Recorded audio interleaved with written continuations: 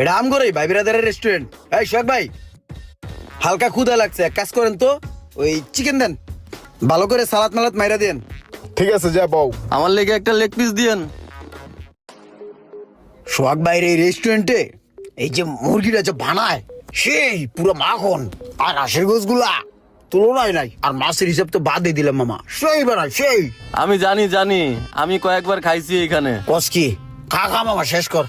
ভাই যে ফ্লেভার আসলো সেই খাইছি, সেই মতন খাইছি। ভাই বিল কত হয়েছে তাহলে? 61,500।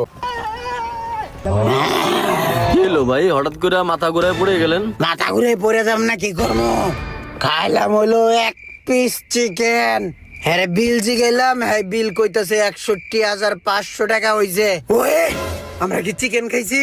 এক পিস গোস তো খাইছি। এই গোস কি সোনা দিয়ে বান্ধাইছি? ওই এতটাই বিল